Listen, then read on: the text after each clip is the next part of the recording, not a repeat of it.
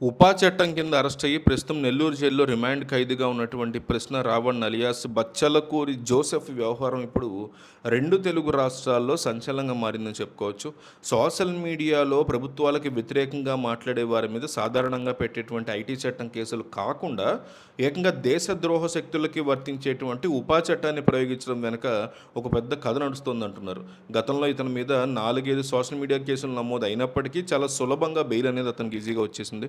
అయితే ఈసారి ఏలూరులో జరిగినటువంటి దళిత క్రైస్తవ సమర సంకరవం సభ తర్వాత ఇంటెలిజెన్స్ వర్గాలు ఇచ్చినటువంటి నివేదికల ఆధారంగా ప్రభుత్వం చాలా గట్టి చర్యలకు దిగింది అంటున్నారు.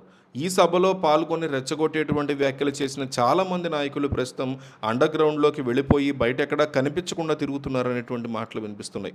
కేవలం యూట్యూబ్లో మాట్లాడడం కోసమే ఇంత పెద్ద చట్టాన్ని ప్రయోగించడం అమానుషమని కూడా కొంతమంది వాదిస్తున్నప్పటికీ ఇతనికి నిషేధిత సంస్థలతో ఉన్నటువంటి సంబంధాల మీద లోతైన దర్యాప్తు జరుగుతోందంటున్నారు.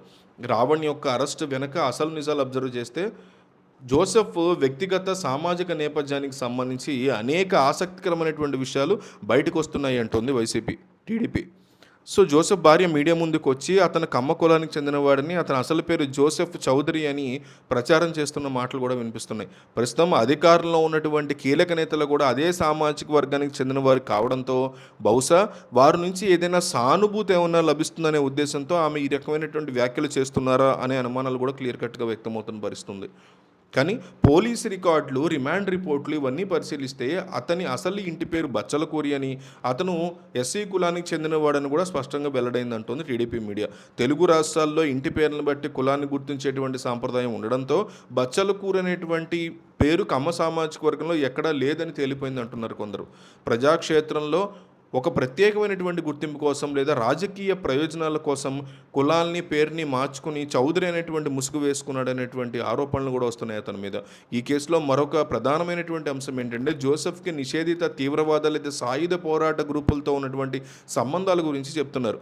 గతంలో సాయుధ పోరాటాలు చేసేటువంటి శక్తులకి స్వేచ్ఛ కావాలని, వారి హక్కుల్ని పోరాడాలు అని తను సోషల్ మీడియా వేదికగా వాదించినటువంటి పరిస్థితి కూడా ఉంది.